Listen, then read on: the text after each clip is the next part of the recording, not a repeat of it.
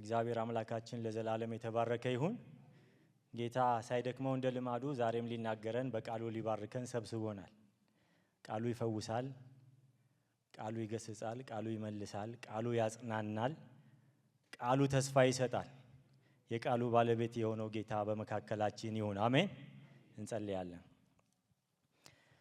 ቅዱስ አምላካችን እግዚአብሔር ሆይ በዚህ ምሽት እኛ ልጆችህ በፊትህ ተሰብስበናልና ሕያው ቃልህን እንድትናገረን በቃልህም ልባችንን እንድታሳርፍ የቃልን ምስጢር የሚገልጠው መንፈስ ቅዱስህን እንድትልክልን በጌታ በኢየሱስ ክርስቶስ ስም እንጸልያለን።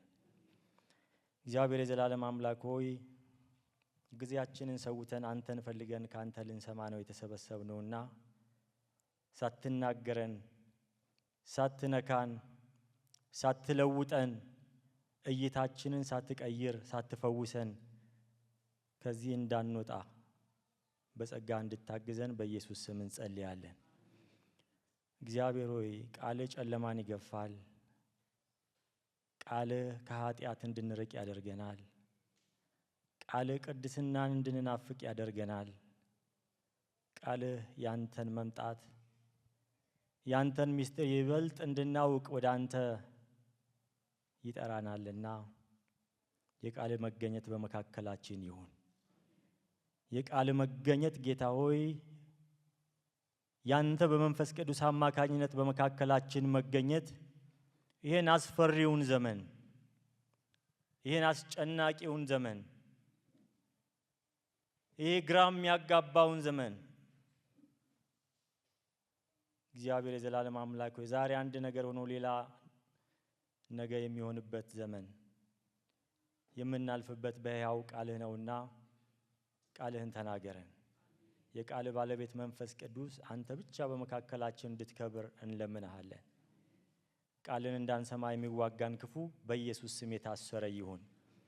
ቃልን በአግባቡ እንዳንፈታ፣ ቃልን በአግባቡ እንዳንሰማ፣ ለቃል ምላሽ እንዳንሰጥ እግዚአብሔር ሆይ አይምሯችንን የሚበታትን ልባችንን የሚበታትን ክፉ የሆነውን ኑፋቄውንና የዚህን ዓለም ሲስተም ወደ ልባችን ወደ አይምሯችን የሚያመጣው የአጋንንት መልእክተኛ ድምፅ ሁሉ በኢየሱስ ክርስቶስ ስም አሁን የታሰረ ይሁን።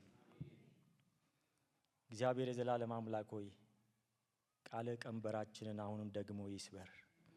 ቃልህ ኃጢአታችንን በኢየሱስ ስም ከኛ ላይ ያስወገድ። ቃልህ በዙፋን ላይ ያለውን አንተን በዘመናት ያረጀውን በዘመናት የሸመገልከውን እግዚአብሔርን የበለጠ እንድናውቅ እንድንፈራ ወደ አንተ ያስጠጋን። ጊዜውን ሁሉ አንተ ክበርበት። በክርስቶስ ደም እያንዳንዳችንን ሸፍነን ይህን ሁሉ ጸለይን በጌታ በኢየሱስ ክርስቶስ ያው ስም አሜን። እሺ እንኳን ደህና መጣችሁ። ዛሬ ሶስተኛውን ክፍል አብረን እንመለከታለን። ዳንኤል ምዕራፍ 7 ነው ባለፈው የጀመርነው። ከቁጥር 9 እስከ 12 ያለውን ተነጋግረናል። ከዛ ከቁጥር 13 እና 14 ነው ዛሬ እንድናይ የምፈልገው። ባለፈው ሳምንት እንግዲህ ሁላችሁም እንደምታስታውሱት በሰማይ እግዚአብሔር ባለበት በዛ ችሎት ተዘርግቶ እንደነበረ ተመልክተናል። በዛ ችሎት ላይ ደግሞ የተሰየመው እንደ ምድራዊ ነገስታት ሳይሆን በጣም የተለየ ልዑል የሆነ እግዚአብሔር በቅድስናው ወደር የሌለው በዘላለማዊነቱ ወደር የሌለው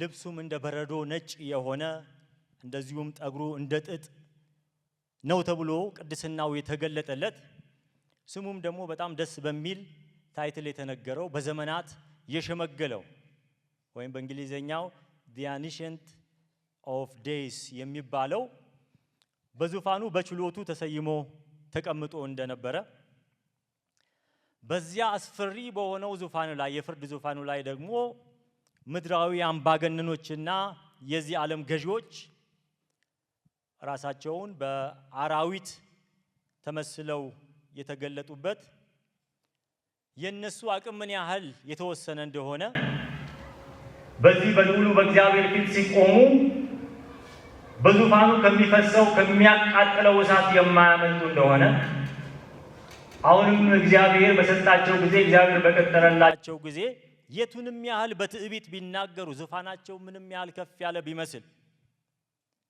በልዑሉ ላይም ደግሞ የሚጮሁ ቢመስሉም የስድብን ቃል የሚናገሩ ቢመስሉም እንኳን ያ እንደ መዶሻ በፍርዱ የሚቀጠቅጠው በዘመናት የሸመገለው በእግዚአብሔር ፊት መቆም እንደማይችሉ ፍጻሜያቸውም ወደ እሳት መጣል እንደሆነ ያ ደግሞ የተከናወነ እውነት እንደሆነ ለማየት ሞክራን ነበረ። በዛም ላይ ያየነው ምንድነው? ክፋት ዘላቂነት እንደሌለው። ምክንያቱም ዳንኤል ራሱ በዓይኑ አውሬው ሲገደልና በእሳት ሲጣል ተመልክቷል። ከማን የተነሳ? አሁን ዛሬ የምንመለከተው የልጁን መልክ ይመስላል የተባለው ክርስቶስ እሱ ከመምጣቱ የተነሳ የዚህን የዲያብሎስን ኃይል የአውሬውን መንግስታት የሚገዛውን የሚመራውን ኃይል በመስቀል ላይ ጠርቆ ከመንገድ ያስወገደው ያ ጌታ ኢየሱስ ክርስቶስ ዛሬ በምናየው ክፍል ላይ የተገለጠውን እሱን እናያለን። እንግዲህ ይሄ ክርስቶስ የተባለው ወይም ደግሞ የሰው ልጅ የሚመስለው የተባለው በመስቀሉ ላይ ድል ነስቶ በዚህ በተሰየመው ዙፋን ፊት ወደ ሸመገለው በዘመናት ወደ ሸመገለው ወደ እግዚአብሔር በድል እየገሰገሰ እንደመጣ የሚናገር ክፍል ነው። እሱን ክፍል እናነብና አብረን እናያለን። ቁጥር 13ንና 14ን ሁላችንም ቆመን ለእግዚአብሔር ቃል ክብር ተነስተን ቆመን እናነበዋለን። ነብዩ ዳንኤል ይናገራል። እንደዚህ ይላል ቁጥር 13 ላይ በሌሊት ራእይ አየሁ፣ እነሆም የሰው ልጅ የሚመስል ከሰማይ ደመናት ጋር መጣ፣ በዘመናት ወደ ሸመገለውም ደረሰ፣ ወደፊቱም አቀረቡት። ወገኖችና አሕዛብ በልዩ ልዩ ቋንቋም የሚናገሩ ሁሉ ይገዙለት ዘንድ ግዛትና ክብር መንግስትም ተሰጠው። ክብር ለእግዚአብሔር ይሁን። ግዛቱም ምን አይነት ነው? ግዛቱም የማያልፍ የዘላለም ግዛት ነው። መንግስቱም ደግሞ ምንድን ነው? የማይጠፋ ነው። ክብር ለኢየሱስ ይሁን። እንቀመጣለን። ይሄ ዋነኛ መልእክት ስለሆነ ዛሬ በእነዚህ ሁለት ቁጥሮች ላይ ብቻ ነው የማተኩረው። በብሉይ ኪዳን ያለው ነቢያቶች በሙሉ የተናገሩለት በትንቢትም በራእይም የተናገሩለት ያ የሰው ልጅ የተገለጠበት እውነት ያ የሰው ልጅ ከቁጥር 1 እስከ 8 ድረስ የተገለጡትን ምድራዊ አራዊቶችን የነሱን ነገስታት ከእግሩ በታች የቀጠቀጠበት መታሰቢያቸው እስከማይገኝ ድረስ ወደ እሳት ስጋው እስኪጣል ድረስ ድልን የተጎናጸፈው የናዝሬቱ ኢየሱስ ክርስቶስ የሱን መልእክት የያዘ ክፍል ስለሆነ ቁጥር ሁለቱ ቁጥር ላይ ብቻ ዛሬ እናገራለሁ። ምክንያቱም ነቢያቶችም በራእይም በትንቢትም የተናገሩት የማንም መጨረሻ ነው? የመሲሁን መምጣት፣ የክርስቶስን መምጣት። እግዚአብሔር ለአብርሃም፣ ለይስሐቅ፣ ለያዕቆብ የተናገረውን የተስፋ ቃል የሚፈጽመው ከይሁዳ ነገድ የሆነው አንበሳ የናዝሬቱ ኢየሱስ ክርስቶስ የሰው ልጅ ተብሎ በዚህ ክፍል ላይ የተጠቀሰው የሱ መምጣት ነውና እዛ ላይ ትኩረት እናደርጋለን። እንግዲህ በዚህ ክፍል ላይ ቁጥሩን ሲጀምር መጀመሪያ የሚናገረው ምንድነው? የሰው ልጅ የሚመስልን አየሁ። ማን ያየው? ይሄንን ዳንኤልን ያየው። የት ሆኖ? በእግዚአብሔር ዙፋን ሆኖ፣ በዛ በአርያም ሆኖ በራእይ በዘመናት ወደ ሸመገለው ወደ እግዚአብሔር በራእይ ይሄዳል እና ሳነበው ለምንድን ነው የሰው ልጅ የሚመስል የሚለውን ነገር የተናገረው የሚለውን ነገር ማጥናት ነበረብኝ። ምክንያቱም መሲሁ ለምን አላለውም? ወይም የተቀባው ክርስቶስ ለምን አላለውም? ለምንድን ነው የሰው ልጅ ያለው? ይሄ የመጽሐፍ ቅዱሱ ክፍል በተጻፈበት በአረማውያን ቋንቋ ወይም በአረማይክ የምንለው ቀጥተኛ ትርጉሙ ሰብአዊነት ያለው የሰብአዊነት ልጅ ማለት ነው። እውነተኛ ሰዋዊ ባህሪ ያለው ነገር ግን ፍጡር ያልሆነ ሰው ብቻ ያልሆነ መለኮታዊ አካል ያለው የሥላሴ ሁለተኛ አካል የሆነው ክርስቶስ እንደሆነ ለመናገር ነው። ሰማያዊ ስልጣንን የሚቀበልና ሰብአዊ መልክ ያለው ነገር ግን መለኮታዊ አካል የለበሰ የሚመስለውን ዳንኤል አሁን በራእይ ያየ። ምክንያቱም ከዚህ በፊት የሚያስጨንቁ ነገስታቶችን ነበር ያየው። ህዝቡን የሚቀጠቅጡ ታናናሽ መንግስቶችን የሚውጡ ከእግዚአብሔርና ከንጉሱ ፈቃድ ውጪ እንደፈለጋቸው የሚያደርጉ እግዚአብሔር በፈጠረው ፍጥረት ላይ የሚያደርጉት ክፋትና ጨካኔ ሳይበቃቸው በማንም ላይ የሚናገሩ ነበር። በልዑሉ ላይ ራሱ የሚናገሩ ነገስታቶች ነበሩ። የስድብን ቃል የሚናገሩ ከእግዚአብሔር ሐሳብና ፈቃድ ውጪ የሰውን ፍጥረት እንደፈለጋቸው የሚቀጠቅጡ በጥርሳቸው እንደ ብረት በሆነው ጥርሳቸው የሚያኝኩ እንደነበሩ ተመልክቷል። ምድር ተስፋ እንደሌላት በቃ በራሱ ደምድሞ ቁጭ እያለ እግዚአብሔር ግን ምን ያመጣ ነበር? መጽናኛ ያመጣ ነበር። ይሄ መጨረሻ አይደለም። ለፈጠርኩት ህዝብ ያሰብኩት መጨረሻ ይሄ አይደለም።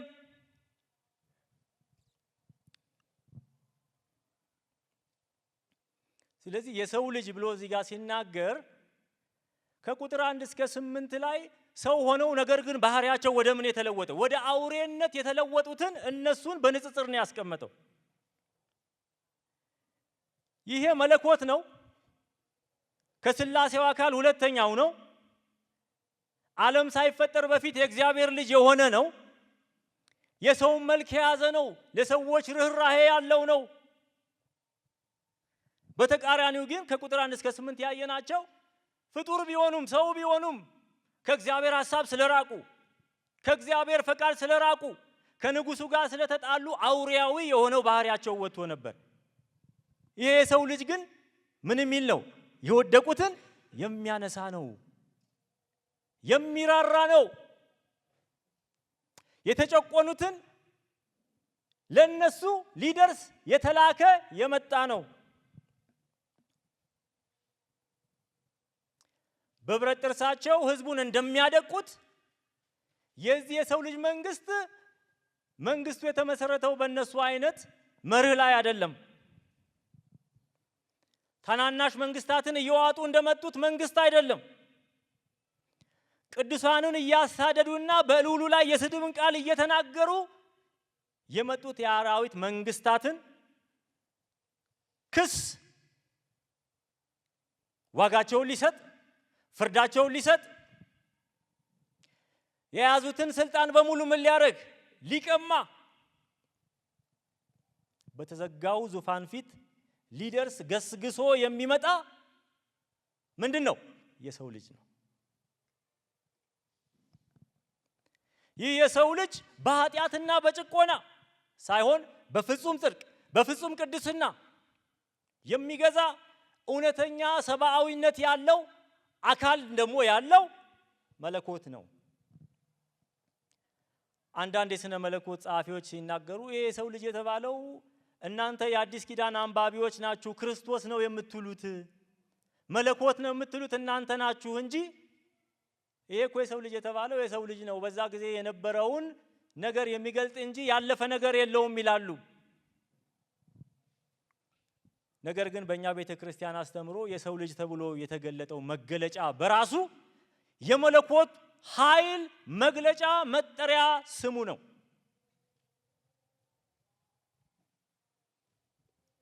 ምክንያቱም ይሄ የሰው ልጅ የተባለው አሁን እየሄደ ያለው ወዴት ነው? ወደ ምድር ለመሞት አይደለም። እየሄደ ያለው ወዴት ነው? ወደ ሰማይ ዙፋን ነው። በዘመናት ወደ አረጀው ወደ እግዚአብሔር ዙፋን ሊገባ ነው። ማንም እዛ መድረስ አይችልም። እሱ ግን ፍጹም ጻድቅ ስለሆነ እውነተኛ አምላክ ስለሆነ መለኮት ስለሆነ የኛን ኃጢአት ተሸክሞ በአብ ፊት በዛ ዙፋን ፊት ቀርቦ የኛን ዕዳና ፍዳ ከኛ ላይ ሊወስድ የተቻለው የተገባው የሰው ልጅ የተባለው ክርስቶስ ኢየሱስ ነው። ሃሌሉያ። ስለዚህ የሰው ልጅ መንግስት የተባለው ከአራዊት መንግስት የተለየ ነው። ለምን? ሰብአዊነት አለው። ለምን? ለኃጢአተኞች የመጣ ነው። ለምን? ለተረገጡት፣ ድምፅ ለሌላቸው፣ ራሳቸውን ማዳን ለማይችሉት፣ በሰይጣን ግዛት ውስጥ ላሉት፣ በኃጢአት ውርቀት ውስጥ ላሉት፣ ከእግዚአብሔር መለኮታዊ ፍርድ ማምለጥ ለማይችሉት የሚራራ መንግስት ያለው የሰው ልጅ ነው። ክብር ለእግዚአብሔር ይሁን። የፍቅር የርህራሄና የሰላም ንጉስ የሚነግስበት ስርዓት ላይ ተገኘማ የሰው ልጅ።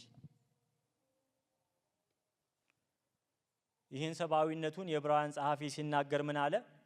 ከኃጢአት በቀር በነገር ሁሉ እንደኛ የተፈተነ ነው። የተፈተነ ስለሆነ በድካማችን ሁሉ ምን ያደርጋል? ይራራልናል። የደከሙትን የሚውጥ ሳይሆን የደከሙትን የሚያነሳ የሚራራ ንጉስ መጣ። ሃሌሉያ! መፍትሄ ሊያመጣ ኃጢአት፣ ሞት፣ ሰይጣን የሰዎችን ታሪክ ሊያጠፋ በተነሳበት ጊዜ ያ የሰው ልጅ ግን ያንን ታሪክ ሊገለብጥ በሰማይ ችሎት ተገኘ። አሜን አትሉም? በሰማይ ችሎት ተገኘ። ለራሱ እኮ ብሎ አይደለም። ለማ ብሎ ነው? ለኔና ለናንተ።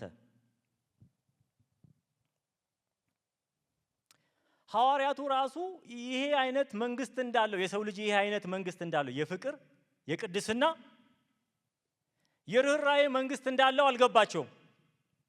ስላልገባቸው ጥያቄ ጠየቁት። ብዙ ጊዜ ተደጋጋሚ ጥያቄ ይጠይቁታል። ሲነግራቸውም ደግሞ አይገባቸውም። ከ12ቱ ያዕቆብና ዮሐንስ ወደ ኢየሱስ ክርስቶስ መጡና አንድ ጥያቄ ጠየቁት። ምንድን ነው ያጠየቁት? በክብር ስትመጣ አንደኛችን በቀኝ ሌላችን ደግሞ ቤት በግራ እንድንቀመጥ ምን በልልን? ፍረድልን። እንግዲህ አሁን የክርስቶስ መንግስት ለነሱ ምንድን ነው? ልክ እንደ ሮማውያን መንግስት የራሱ የጦር መሳሪያ ያለው፣ የራሱ ወታደር ያለው፣ የራሱ ምድራዊ ግዛት ያለው፣ የደከሙትን እየዋጠ የሚሄድ አይነት መንግስት መሰላቸውና ኢየሱስ ክርስቶስ በመንግስቱ ሲመለስ አንዱ በቀኝ አንዱ በግራ መሆን ፈለገ። 10ሩ ሰሙና ምን አሉ ይላል መጽሐፍ ቅዱስ ሲናገር? ተበሳጩ። ለምን ነው የተበሳጩት? እናንተ የእግዚአብሔር መንግስት እኮ የክርስቶስ መንግስት እኮ እንደ ምድራዊ መንግስት አይደለም፣ ተሳስታችኋል፣ አላወቃችሁም ብለው ነው? አይደለም። ለምን? እነሱም ከሚነግሱት አንዳንዶቹ መሆን ስለፈለጉ ነው። 12ቱም እይታቸው፣ አመለካከታቸው የክርስቶስ መንግስት ምድራዊ ነው ብለው ነው የሚያስቡት። ጌታችን ኢየሱስ ክርስቶስ ግን መልሶ ሲናገር ለነሱ ምን አላቸው? የኔ አገዛዝ ምንድን ነው አላቸው? የተለየ ነው። በህዝቦቻቸው ላይ እንደሚሰለጥኑትና እንደሚገዟቸው፣ እንደሚቆረጥሟቸው፣ እንደሚያስጨንቋቸው በአመፃ የሚደረግ መንግስት አይደለም። ከቁጥር 43 እስከ 44 ላይ ስትመለከቱ እንደዚህ ይላል፣ በእናንተስ እንዲህ አይደለም። ነገር ግን ማንም ከእናንተ ታላቅ ሊሆን የሚወድ የእናንተ ምን ይሁን? አገልጋይ ይሁን። ከእናንተ ማንም ፊተኛ መሆን የሚወድ የሁሉ ምን ይሁን? ባሪያ ይሁን። እንዲሁ የሰው ልጅም ሊያገለግልና ምን ሊያደርግ? ነፍሱን ለብዙዎች ቤዛ ሊሰጥ እንጂ እንዲያገለግሉት አልመጣም። አሁን ኮንስቲቲዩሽኑ ምን ሆነ? አፕሳይድ ዳውን ሆነ። ምድራዊ መንግስታት ባላቸው ኃይል፣ ባላቸው አቅም፣ ባላቸው ሰረገላ፣ በሚያመርቱት የኒኩሌር ኃይል ብዛት ነው የሚመኩት። ንጉሳችን ግን የሚመካው እግዚአብሔር ግን መንግስቱ እንዲጸና በዚህ የሰው ልጅ በመሰለው በክርስቶስ ላይ ፈቃዱን ያደረገው እንደ አገልጋይ እንዲመጣ፣ እንደ ባሪያ እንዲመጣ፣ አቅም እንደሌለው ያ መለኮት የሆነው እግዚአብሔር ራሱን ምን አደረገ? በስጋ ውስጥ ገለጠና የመለኮቱን አቅም ምን አደረገ? ወሰነው እንጂ በምድር ላይ ስጋ ለብሶ እያለ እኮ እፍ ቢል ኖሮ ሁሉም ይጠፉ ነበር፣ ሰራዊት ሁሉ ይጠፋ ነበር። የተወሰነ ጊዜ ብቻ ነው መለኮቱን የተጠቀመበት። ታስታውሳላችሁ ወንጌላት ላይ ስትመለከቱ የሰው ልጅ ኃጢአትን ያስተሰረይ ዘንድ እንድታውቁ ይሄን አደረኩ ብሎ የሰው ልጅ ኃጢአትን የሚያስተሰርይ እንደሆነ መለኮት እንዳለው ያን ስልጣን ሲጠቀም ትመለከታላችሁ። ከዛ ውጪ በፈቃዱ መለኮቱን በስጋ ውስጥ አሳድሮ አስገዝቶ ለምን በፍቅር መንግስቱን ሊመሰርት፣ ለምን በጽድቅ መንግስቱን ሊመሰርት። ስለዚህ በእናንተ ዘንድ እንደዚህ አይሁን፣ አመለካከታችሁ እንደዚህ አይሁን። መንግስቴ ምድራዊ አይደለም። አሁን የእግዚአብሔር መንግስት በምድር ላይ ትመጣለች ብለው የሚጠብቁ ብዙ ሰዎች አሉ። ለምን ጠበቁ አይደለም፣ ግን መጽሐፍ ቅዱስ እንደዚህ ያለም የክርስቶስ የእግዚአብሔር ልጅ ወይም ደግሞ በዚህ ክፍል ላይ የተጠቀሰው የሰው ልጅ የተባለው መንግስት ምድራዊ አይደለም። የራሱ ሰራዊት አያሰልፍም። በሆነ ጂኦግራፊ የሚታጠር አይደለም። ክብር ለእግዚአብሔር ይሁን። እሱን ስንመጣበት ቀስ እያልን እናያለን። ግን የሰው ልጅ የሚመስለው ብሎ ሲናገር ሰዋዊ ባህሪ ያለው እንጂ ደካማ ነው ማለት አይደለም። ምክንያቱም ዮሐንስ ክብሩን ሲገልጥ ዮሐንስ በጌታ ቀን በፍጥሞ ደሴት በራእይ ላይ ሆኖ ስለዚህ የሰው ልጅ ተመሳሳይ ታይትል ለመሲሁ ለክርስቶስ ተጠቅሞ ስለ ማንነቱ ሲናገር እንመለከታለን። ዮሐንስ ራእይ ምዕራፍ 1 ከቁጥር 13 እስከ 18 ላይ እንደዚህ ይላል። በወርቅም መቅረዞች መካከል የሰው ልጅ የሚመስለውን አየው። ማንን? የሰው ልጅ የሚመስለውን። ዳንኤል ያየውን የሰው ልጅ የሚመስለውን። ምን ልላችሁ ነው? ይሄ የሰው ልጅ የሚመስለው ሰብአዊነት እንዳለው አራዊት ከሆኑ መንግስታት የተለየ እንደሆነ ለመናገር ነው እንጂ ሰውና ደካማ ነው ለማለት አይደለም። እሱ መለኮት ነው፣ እሱ ፍጹም ነው፣ እሱ ቅዱስ ነው። ምክንያቱም ይሄው ዳንኤል ያየው የሰው ልጅ የሚባለው በዮሐንስ ራእይ ላይ ስለ ማንነቱ ሲናገር እንደዚህ ይላል። በወርቅ መቅረዞች መካከል የሰው ልጅ የሚመስለውን አየው። እርሱም እስከ እግሩ ድረስ ቀሚስ ወይም ደግሞ ልብስ የለበሰው ደረቱን በወርቅ መታጠቂያ የታጠቀ ነበር። የራሱና የጠጉሩ ነጭነት እንደ ነጭ የበግ ጠጉር እንደ በረዶም ነጭ ነበሩ። እንደዚህ የተባለው ማን ነበር? እዚህ ዳንኤል ላይ ታስታውሱ እንደነበረ በዘመናት የሸመገለው ማ? እግዚአብሔር። ይሄ የሰው ልጅ ራሱ በዚህ ተገልጧል። ምን? የራሱ ጠጉር ነጭ ነው፣ ቅድስናውን የሚናገር ነው። እግዚአብሔር አብ ራሱ የተገለጠበት ማንነቱ የሰው ልጅም የተገለጠበት ማንነት ነው። ዓይኖቹም እንደ እሳት ነበልባል ነበሩ። ፍርዱን የሚናገር ነው፣ ፈራጅ አምላክ ነው። ክብር ለእግዚአብሔር ይሁን። ማ? ይሄ የሰው ልጅ። እግሮቹም በእቶን የነጠረ የጋለ ናስ ይመስሉ ነበር። ድምፁም እንደ ብዙ ውሆች ድምፅ ነበረ። በቀኝ እጁም ምን ይዞ ነበር ይላል? 7 ከዋክብት ነበሩት። ከአፉም በሁለት ወገን የተሳለ ስለታም ሰይፍ ወጣ። የሰው ልጅ ሰው ብቻ ቢሆን ኖሮ እንደዚህ አይነት ካራክተር አይነገረውም ነበር። እሱ ግን ማን ነው? መለኮት ነው። ፊቱም በኃይል እንደሚያንጸባርቅ እንደ ፀሐይ ነበረ። ከዛ በኋላ በጣም የሚያስደነግጥ ነገር ተናገረ ራእዩ ላይ ዮሐንስ። ባየሁትም ጊዜ እንደ ሞተ ሰው ሆኜ ከእግሮቹ በታች ወደቅኩ። የሰው ልጅ መለኮት ነው። ሃሌሉያ! የሰው ልጅ እውነተኛ የእግዚአብሔር ልጅ የሆነው ክርስቶስ በሰዎች ታሪክ ውስጥ ገብቶ የአውሬውን ግዛትና የአውሬውን አቅም ለአንዴና ለመጨረሻ ጊዜ በመስቀል ላይ ድል ሊነሳው የመጣው እሱ የእግዚአብሔር ልጅ ነው። ከዛ ሰዋዊነቱን ለሰው የሚራራ መንግስት ሊዘረጋ እንደመጣ መገለጫው ምንድን ነው? እንደ ሞተ ሰው ሆኜ ተዘርዬ ሲያይ ረቅጦኝ አላለፈም፣ ዝም ብሎኝ አልሄደም። ምን አደረገኝ? እጁን ጫነብኝ። እጁን ጫነብኝና እንደዚህ አለኝ፣ አትፍራ። ሃሌሉያ! አትፍራ የሚለው ልዑል የሆነው መለኮት ብቻ ነው። ለአብርሃም ምንድን ያለው እግዚአብሔር? አትፍራ፣ እኔ ለአንተ ምንድን ነኝ? ጋሻ ነኝ። ሰው አትፍራ ቢላችሁ ትፈራላችሁ። ለጊዜው ላትፈሩ ይችላል፣ ትፈራላችሁ። ለምን? ሰው ነው፣ ሊሚት አለው። ምን አለው? ይሄ ግን የሰው ልጅ የሚመስለው ለዮሐንስ በራእይ ለምንድን ነው ራእይን የጠቀስኩላችሁ? ከዳንኤል ጋር የሚጣመር ነው። ዳንኤል ያየው ያ የሰው ልጅ እዚህ ራእይም ላይ የተገለጠው ያ የሰው ልጅ ነው። ክብር ያለው ነው፣ መለኮት ያለው ነው። እሱ ከዘላለም ያለ የሚኖር ዳግም የሚመጣ ጌታ ኢየሱስ ክርስቶስ። አትፍራ አለኝ። ከዛ ምንድን ነው ያለው? ፊተኛውና መጨረሻው ሕያውም እኔ ነኝ፣ አልፋውም እኔ ነኝ፣ ኦሜጋውም እኔ ነኝ። መጀመሪያውም እኔ ነኝ፣ መጨረሻውም እኔ ነኝ። ይሄን መለኮት ካልሆነ ማን? የሰው ልጅ መለኮት ነው። ክብር ለእግዚአብሔር ይሁን። ከዛ ምን አለ? ሞቼም ነበርሁ፣ በነዛ በአራዊት ነገስታቶች እጅ ወድቄ ነበር። አቅም ስላጣው አይደለም፣ ለእናንተ ብዬ።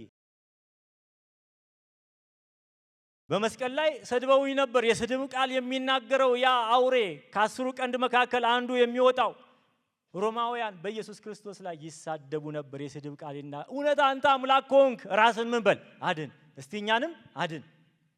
ወንበዴዎች ሁሉ ሳይቀሩ የሚዘባበቱበት ሞቼ ነበረ። እነሆም ከዘላለም እስከ ዘላለም ድረስ አሁን ምንድን ነኝ? ሕያው ነኝ። በፈቃዱ ነው ነፍሱን አሳልፎ የሰጠው ኢየሱስ ክርስቶስ። ቪክቲም ሆኖ ሳይሆን በፈቃዱ እኛን ስለወደደን። ከዛ በኋላ ምን አለ? አሁን የሲኦልን መክፈቻ ተቀብየዋለሁ። ከማ? ከዲያብሎስ። የሲኦል መክፈቻ ማጋን ያለው ኢየሱስ ጋር ዳግም ሲመጣ ይከፍትና ምን ያደርገዋል? እዛ ለአንዴና ለመጨረሻ ጊዜ ይጥለዋል። አሁን ታስሮ ነው ያለው፣ በመጨረሻ ይፈታል። ከዛ ፍጻሜውን ያገኛል። የሞትና የሲኦል መክፈቻ አለኝ። በማርቆስ ወንጌል ምዕራፍ 2 ቁጥር 10 ላይ የሰው ልጅ በምድር ላይ ኃጢአትን ይቅር የሚል ማስተሰረይ የሚችል መለኮት እንደሆነ ተገልጿል። ስለዚህ ኢየሱስ ክርስቶስ ኃጢአትን ደግሞ ይቅር ያለው በመለኮታዊ ባህሪው ብቻ ሳይሆን በሰውነቱም ጭምር ነው። ስለ ክርስቶስ ስናወራ አንከፋፍለውም። ይሄ መለኮቱ ነው፣ ይሄ ስጋው ነው አንለውም። ኢየሱስ ክርስቶስ ማን ነው? ከስላሴ አካል ሁለተኛው ነው። ጋድ ማን የምንለው እግዚአብሔር ነው፣ ሰው ነው። ሃሌሉያ። ስለዚህ አሁን በሰውነቱ በእግዚአብሔር አብ ቀኝ በአካል አለ። ያ አካል ግን ድሮ በምድር ላይ እንዳለ የተወሰነ አይደለም። የሚደበደብ አይደለም፣ የሚገረፍ አይደለም፣ የሚራብ አይደለም፣ የሚጠማ አይደለም። ምን አይነት አካል ነው አሁን ለብሶ ያለው? በተዘጋ በር ሰላም ለእናንተ ይሁን ብሎ የሚገባ መለኮት የሆነ አካል ነው። ክብር ለእግዚአብሔር ይሁን። ስለዚህ በዳንኤል ራእይ የሰው ልጅ የሚመስለው የተባለው እውነተኛ ሰዋዊ ባህሪና አካል ያለው መለኮት እንደሆነ ለመናገር ነው። ይሄ ብቻ አይደለም። እዚሁ ዳንኤል ላይ ወደ ራእይም ሳንሄድ ወደ ወንጌላትም ላይ ሳንሄድ ይሄ የሰው ልጅ የተባለው መለኮትም እንደሆነ የሚናገር ቃል አለው። ምክንያቱም ይህ የሰው ልጅ የሚመስለው መለኮታዊ ባህሪው የተገለጠው ምንድነው? ከሰማይ ደመናት ጋር ምን አለ? መጣ ይላል።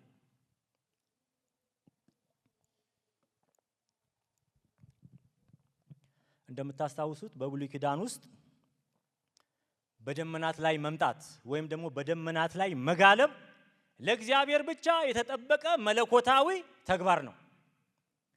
የፈለገ የተመረጠ ሰው ቢሆን በደመና ላይ እየጋለበ አይሄድም። ነገር ግን እግዚአብሔር ወደ ሕዝቡ መምጣት ሲፈልግ ክብሩን አይቶ የሚድን ሰው ስለሌለ ደመናን እየጋለበ በደመና በክብር ይገለጥ ነበረ። መዝሙረ ዳዊት ምዕራፍ 104 ቁጥር 3 ላይ እንደዚህ ይላል፣ እልፍኞቹን በውሃ ላይ የሚሰራ ሰረገላውን ደመና የሚያደርግ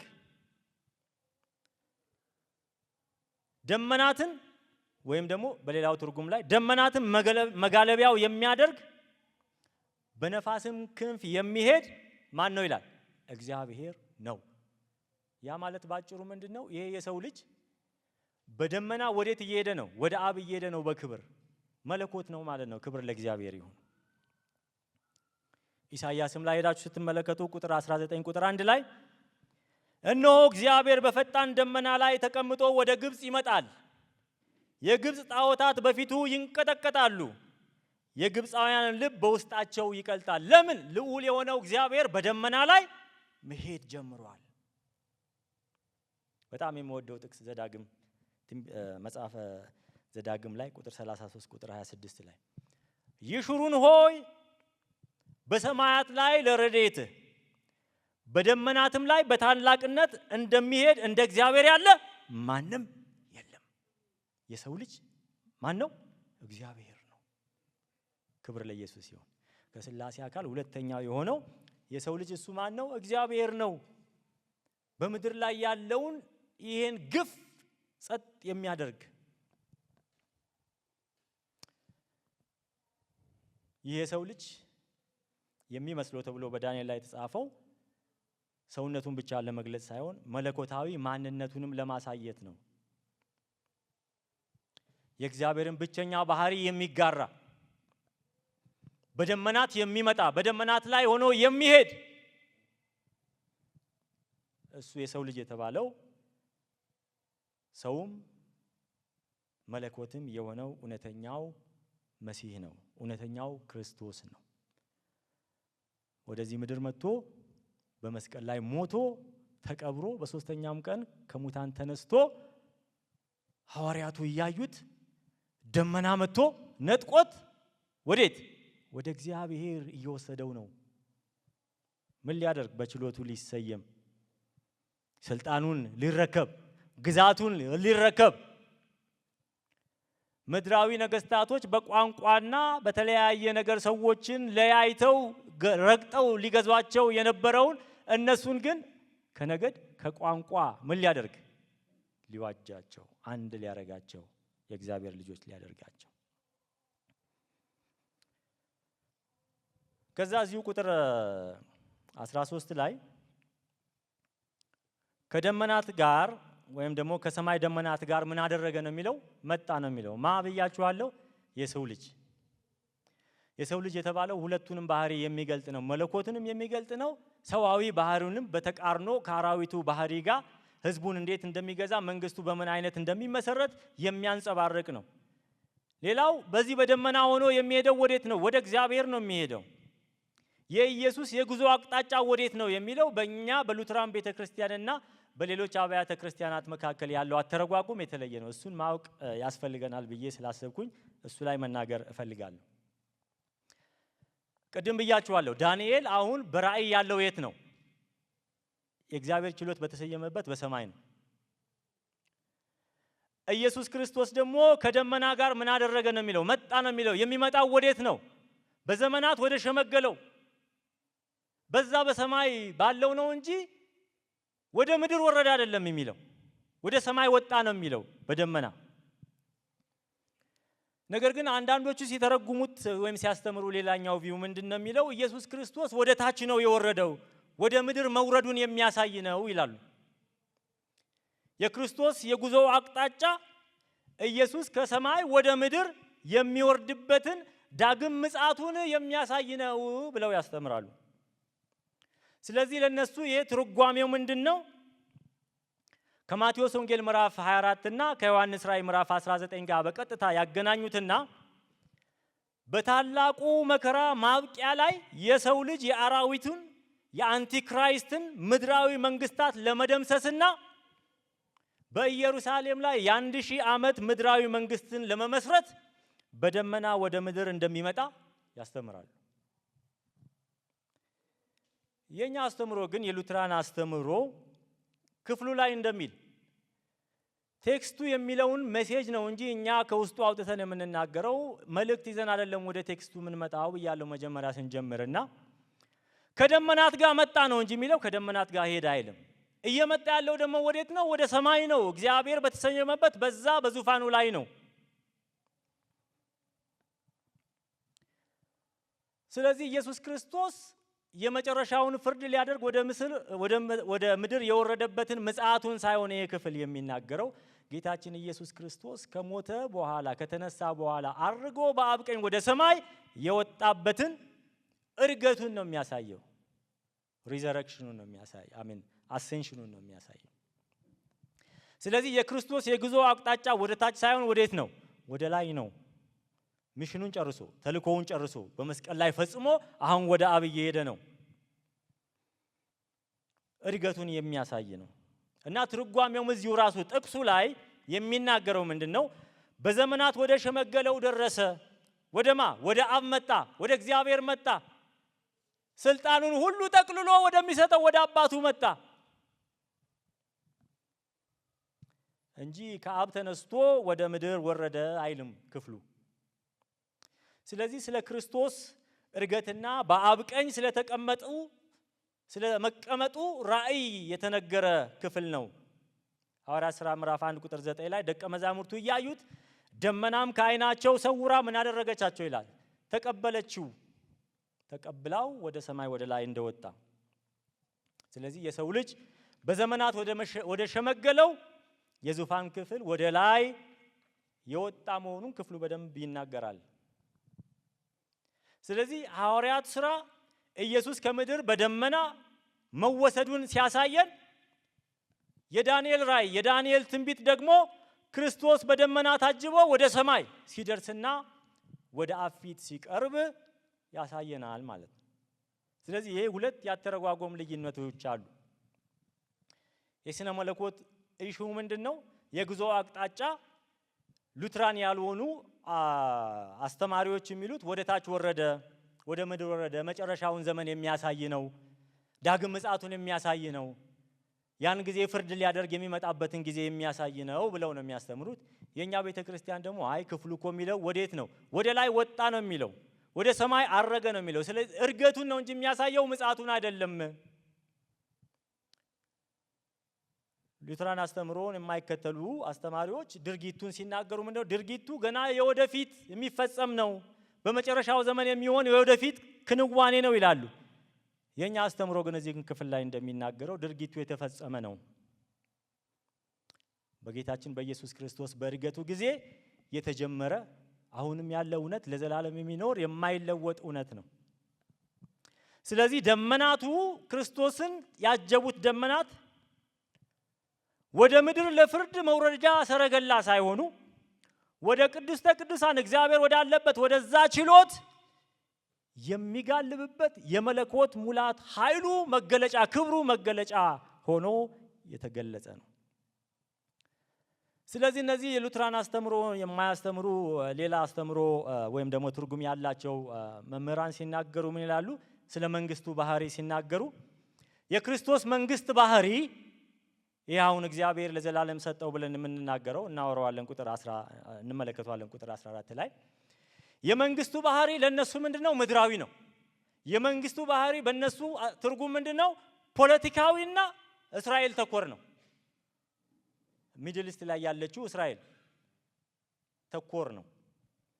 በሉትራን አስተምሮ ግን የመንግስቱ ባህሪ የሰው ልጅ መንግስቱ ባህሪ መንፈሳዊና ሁለንተናዊ ለአይሁዶች ብቻ ሳይሆን ለፍጥረት ሁሉ የተደረገ ድል እስራኤል ተኮር ሳይሆን ክርስቶስ ተኮር ቤተክርስቲያን ተኮር ነው መንግስቱ። ስለዚህ የክርስቶስ መንግስት የሰው ልጅ ሙሉ ማንነት ነፍስንም ስጋውንም ማህበራዊ ህይወቱንም የምትፈውስና የምትገዛ ሁለንተናዊ መንግስት ናት። የራሷ ሰራዊት አይኖራትም፣ የራሷ ቦታ አይኖራትም። አጽናፍ ዓለሙ በሙሉ በዚህ በሰው ልጅ መንግስት ስር የምትገዛ ናት። ስለዚህ እቺ የእግዚአብሔር መንግስት አሁን የት አለች የሚል ጥያቄ ስናነሳ የሉትራን አስተምሮትን የማይከተሉ ሰዎች የክርስቶስ መንግስት ገና ወደፊት የምትመጣ በዚህ በስጋዊ አይን የምትታይና ፖለቲካዊ ማዕከሏንም ኢየሩሳሌም ያደረገች ሚድል ኢስት ላይ ነች ብለው ያስተምራሉ። የኛ ቤተክርስቲያን ግን የክርስቶስ መንግስት አሁን በዚህ ሰዓት በምድር ላይ አለች። በስጋዊ አይን የማትታይ መንፈሳዊ ነች ብለን እናምናለን። ለዚህ ነው በሉቃስ ወንጌል ምዕራፍ 17 ቁጥር 20 ላይ ፈሪሳውያን ጌታችን ኢየሱስ ክርስቶስን አንድ ጥያቄ የጠየቁት የእግዚአብሔር መንግስት መቼ ትመጣለች ብለው ሲጠይቁት ኢየሱስ ምን አለ? መልሶ የእግዚአብሔር መንግስት በመጠባበቅ አትመጣም፣ ደግሞ ምን ነዋት በዚህ ናት፣ ወይም ደግሞ እነዋት በዚያ ናት አይሏትም። እነሆ የእግዚአብሔር መንግስት በመካከላችሁ ናት።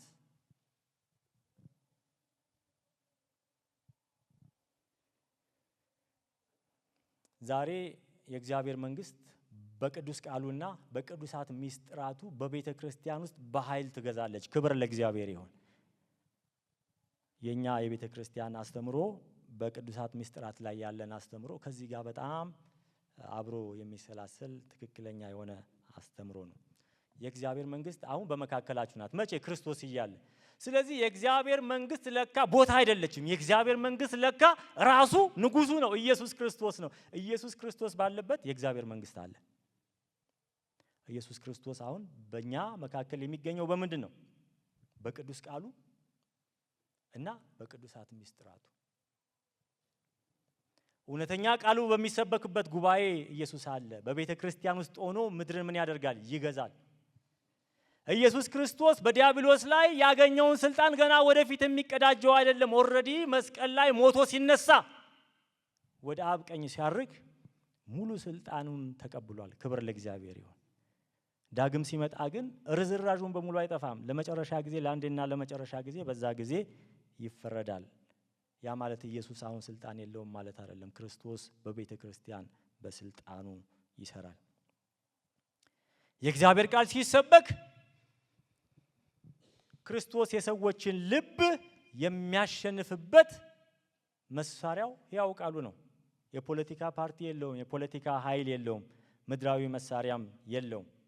በወንጌል ስብከት እግዚአብሔር የሰዎችን ልብ ያሸንፋል። ትልልቅ ገዢ የሆኑትን እግዚአብሔር ለራሱ ይለውጣል። የእግዚአብሔር ቃል በሚሰበክበት ጊዜ ክርስቶስ በሰዎች ልብ ውስጥ ይነግሳል። በቃሉ ኃይል ኃጢአትን ይወቅሳል። መንፈስ ቅዱስ በውስጣቸው ኃጢአትን ይወቅሳል። ያ ክርስቶስ ስለነሱ የሞተው የሰው ልጅ የተባለው በደመና ወደ እግዚአብሔር አብ በዘመናት ወደ ሸመገለው የገሰገሰው ጌታ የኃጢአት ይቅርታን ይሰጣቸዋል። ለዚህ ነው ያን ጊዜ ጌታን ስንቀበል ሶስት ነገሮችን እንክዳለን። ዓለምን፣ ሰይጣንንና ድሮ ስጋን ነበር የምንክደው ሳናቅ። ስጋ አይካድም። ስጋ አለ ሁል ጊዜ። የስጋን ክፉ ምኞት፣ የስጋን ክፉ ፈቃድ። ያን ጊዜ ኢየሱስ በልባችን ይነግሳል። ክብር ለኢየሱስ ይሁን።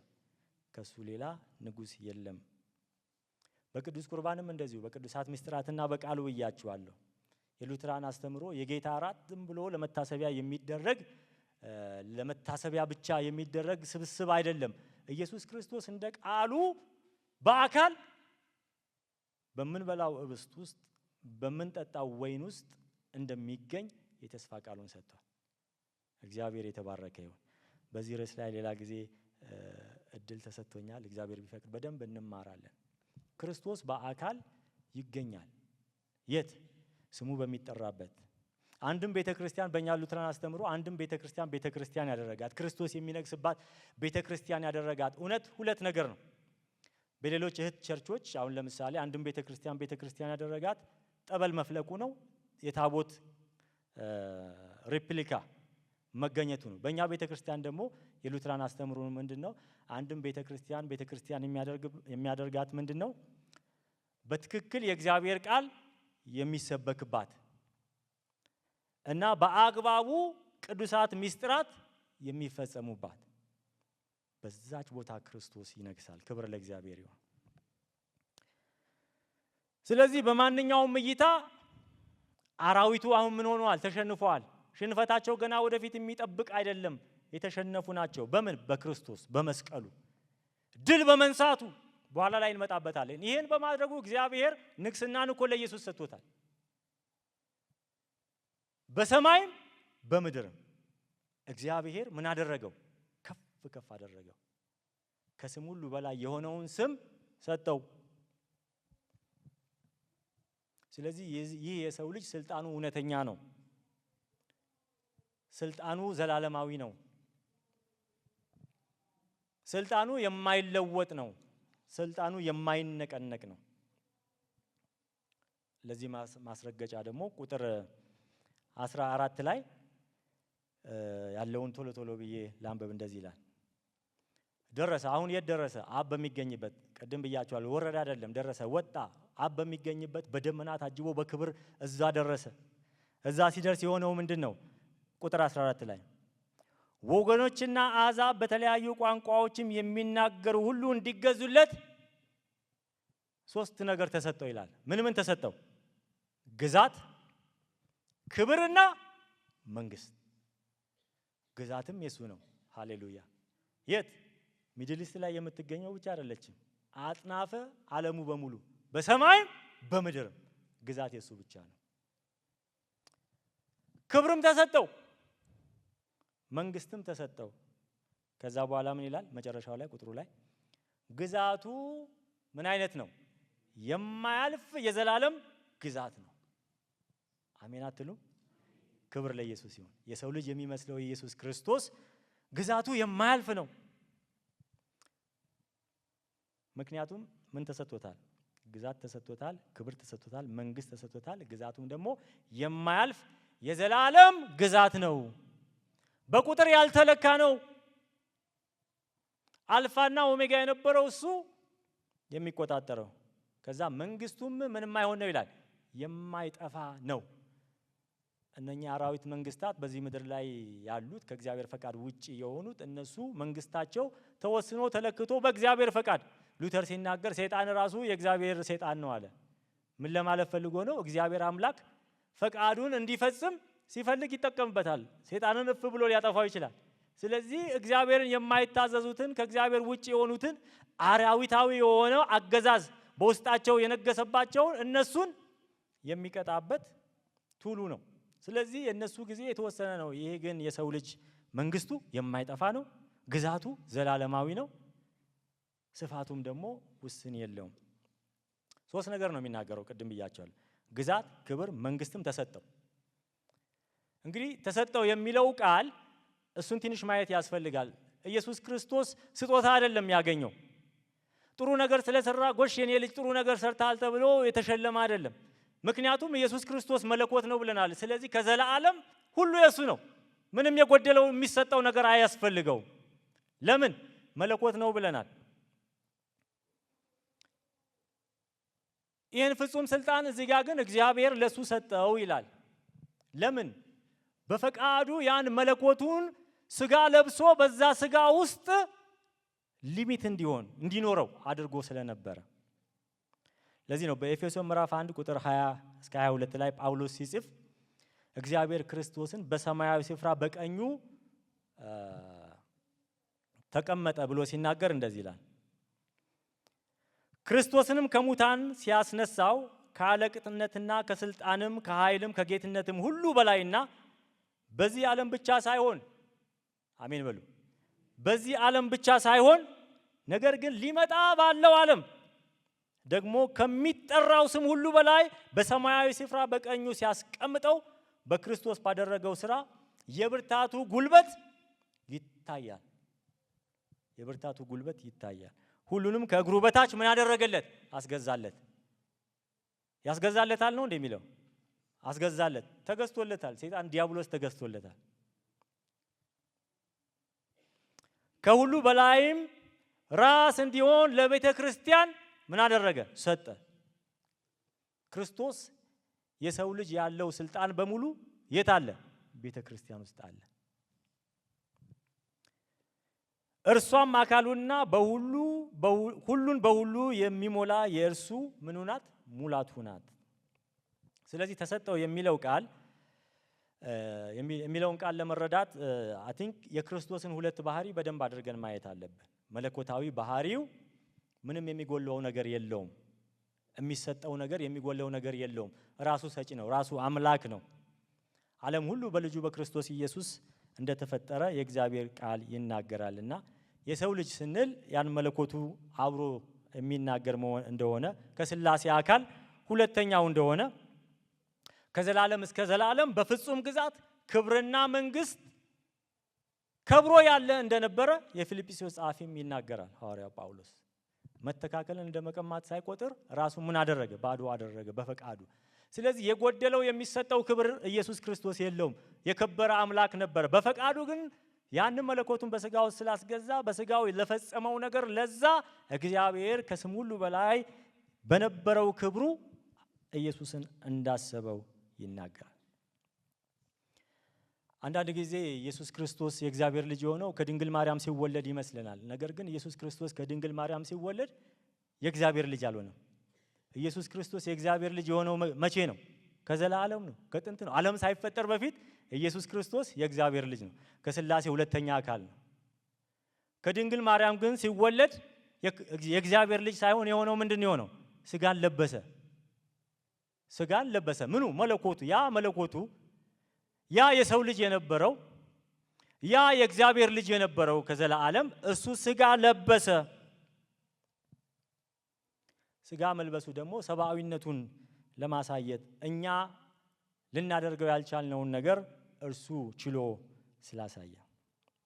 ሁለተኛው ሰብአዊ ባህሪ ያለው ቅድም እንዳልኳችሁ ዳንኤል 7 ላይ በደመናት የመጣው የሰው ልጅ በምድር ላይ በነበረው ወቅት ስልጣኑን በፈቃዱ ወስኖ የነበረ ቢሆንም አሁን ግን ያ የሞተውና ከሙታን እንደዚሁም የተነሳው ሰብአዊነቱን ጨምሮ ስጋውን ለብሶ በሰማያዊ ችሎት ላይ ሙሉ መለኮታዊ ስልጣኑን ይዞ በይፋ መቀመጡን መገለጡን ድል መንሳቱን ለማሳየት ነው ተሰጠው የሚለው ሶስቱን ነገሮች ግዛት፣ ክብርና መንግስት። ስለዚህ አብ ይህን ስልጣን ሰጠው የሚለው በሰማያዊው ጭፍራዎች ፊት በሰማይ ሰማያት ያሉ እነኛ ሽማግሌዎቹ በሙሉ ይፋዊ የንግስና ስነ ስርዓቱን እንዲመለከቱ ለነሱ ምስክርነት እንዲሆን ነው እንጂ ክርስቶስ እሱ የጎደለው ሆኖ እንዳልሆነ ያንን ማወቅ ያስፈልጋል። ለምንድን ነው ይሄ የሰው ልጅ እንደዚህ አይነት ስልጣን የተገባው? ግዛት፣ ክብር፣ መንግስት የተገባው? ዮሐንስ ራእይ ምዕራፍ 5 ላይ ይሄ ለቅሶ የነብዩም ለቅሶ ነበረ። ዮሐንስ ልክ እንደ ዳንኤል ሰማያዊ ዙፋን ተዘርግቶ ተመልክቶ ነበረ፣ አይቶ ነበረ። ከዛም የዓለም ዕድልና የዓለም ዕጣ ፈንታ የሚወሰንባትን 7 ማዕዘን የያዘ የተዘረጋ መጽሐፍ ተመልክቶ ነበረ። ነገር ግን በእግዚአብሔር ፊት ሲያለቅስ ነበር። ለምን? ያቺን ማህተም የሚፈታ አንድም ሰው አልተገኘም ነበረ ይላል። ዮሐንስ ማልቀስ ጀመርኩኝ ይላል። ቁጥር 5 ላይ ምዕራፍ 5 ቁጥር 5 ላይ ሄዳችሁ ስታነቡ ከሽማግሌዎቹ አንዱ ግን እየበረረ መጣና ምን አለው? አሁንም ድጋሚ አታልቅስ፣ እነሆ ከይሁዳ ነገድ የሆነው አንበሳ እርሱም የዳዊት ስር መጽሐፉን ይዘረጋ ዘንድ 7ቱንም ማህተም ይፈታ ዘንድ ምን ብሏል? ድል ነስቷል አለኝ ይላል። ክብር ለእግዚአብሔር ይሁን። ቁጥር 9 ላይ እንደዚህ ይላል። ለምን ተገባው ይሄ የሰው ልጅ ታዲያ ይሄ ክብር ለምን ተገባው የሚለውን መልስ ለመስጠት ነው። እንደዚህ አሉ። ተሰበሰቡና ብዙ ጭፍራዎች ተሰበሰቡና ቁጥር 9 ላይ መጽሐፉን ትወስድ ዘንድ ማህተሞቹንም ትፈሳ ዘንድ ይገባሃልና። ለምን? ታርዳሃልና። ሃሌሉያ! ታርዳሃልና በደምም ለእግዚአብሔር ከነገድ ሁሉ ከቋንቋም ሁሉ ከወገንም ሁሉ ከአሕዛብም ሁሉ ሰዎችን ምን አድርጋል? ዋጅተ ለአምላካችን መንግስትና ካህናት የሆኑ ዘንድ አድርገሃልና። ከዛ ቁጥር 12 ላይ በታላቅ ድምፅም መዝሙር ዘመሩ። ምን እያሉ? የታረደው በግ ኃይልና ባለጠግነት ጥበብም ብርታትም ክብርም ምስጋናም በረከትም ሊቀበል ይገባዋልና።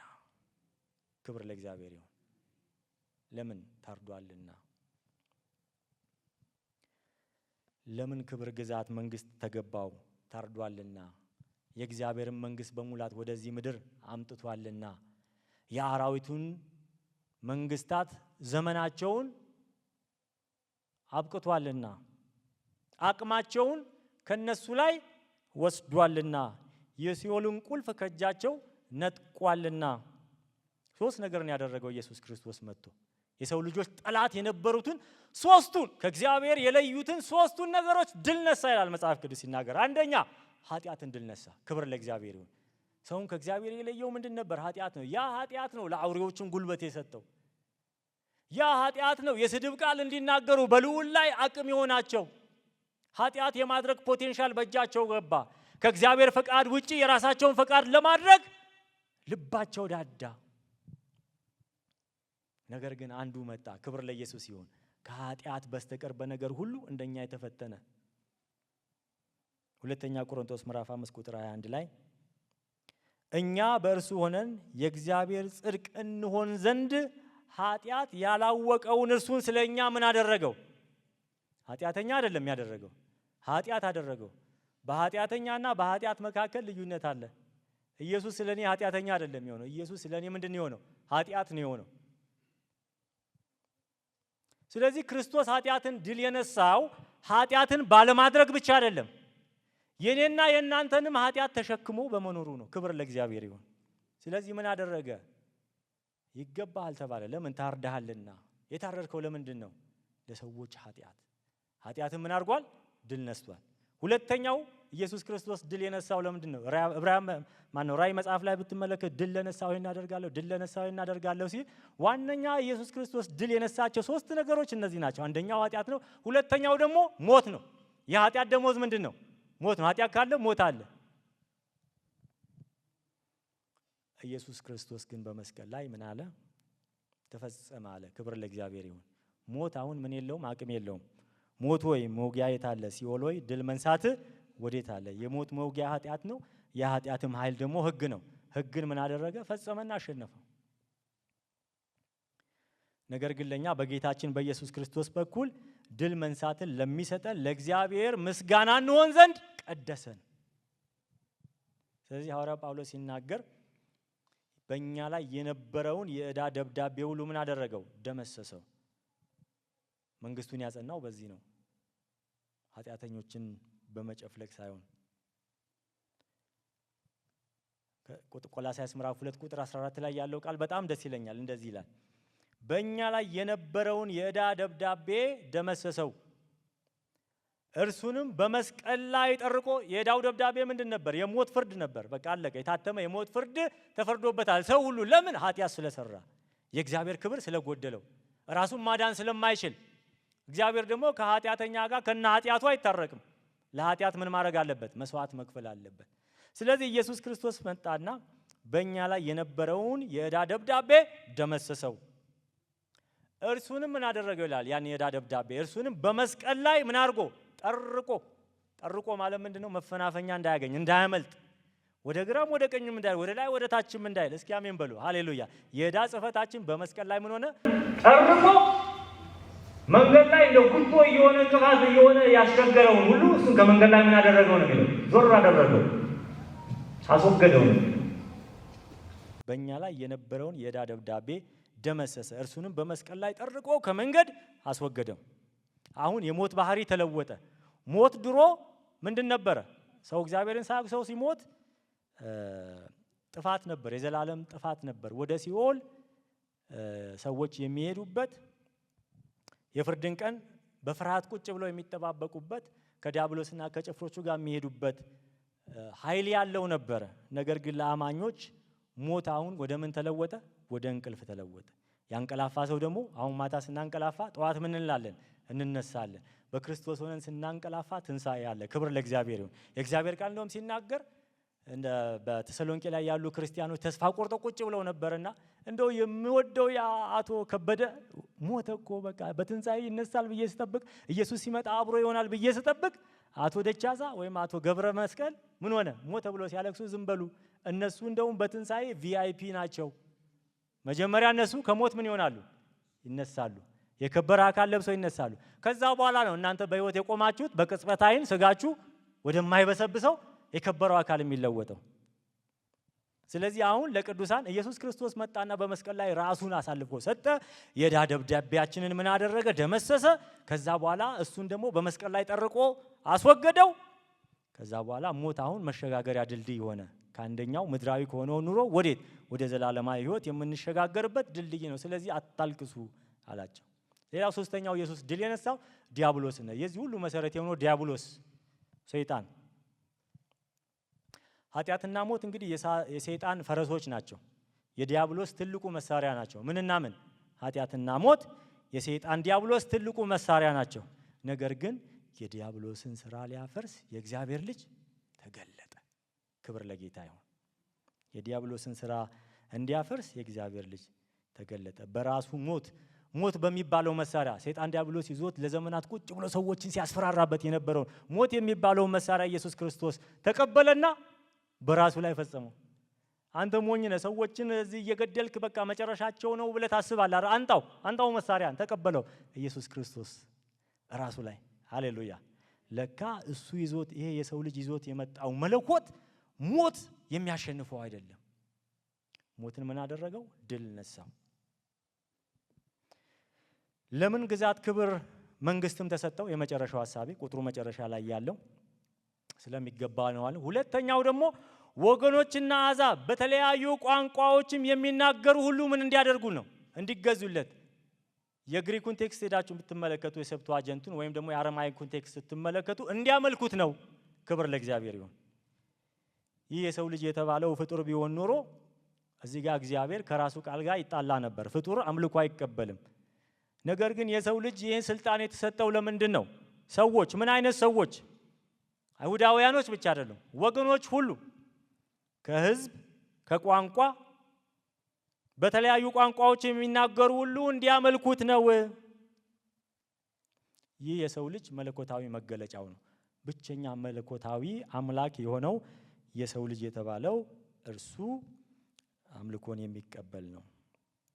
እርሱ አምላክ ግን ስጋን የለበሰ አምላክ ስለሆነ አምልኮ የሚገባው ነው።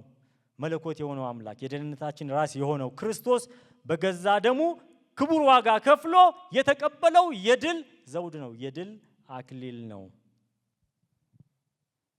ህዝብ ሁሉ በቋንቋቸው ምን እንዲያደርጉ? ለክርስቶስ ክብር እንዲገዙ እንዲያመልኩት ሲል እግዚአብሔር ለሰው ልጅ ይህንን ስልጣን ሰጠው። ይሄ የሚያስታውሰን ምንድን ነው? በባቢሎን ጊዜ በኃጢአት ምክንያት ሰዎች እግዚአብሔር ላይ እንደርሳለን ብለው ወደ እግዚአብሔር ሲንጠራሩ እግዚአብሔር ምን ያደረገ? ቋንቋቸውን ደበላለቀባቸው፣ እንዳይግባቡ አደረገ። የኃጢአት ውጤት ነው።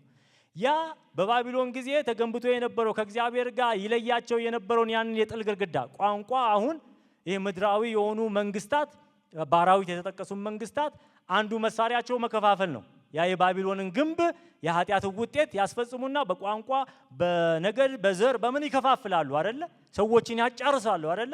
የሰማያዊ ንጉሥ ግን ሲመጣ ከነገድ ከቋንቋ ከዛም ከዚህ የሚሰበስብና ይዋጀዋል። ክብር ለጌታ ይሁን። አንድ አድርጎ የእግዚአብሔር ልጆች አድርጎ ያቀርባቸዋል።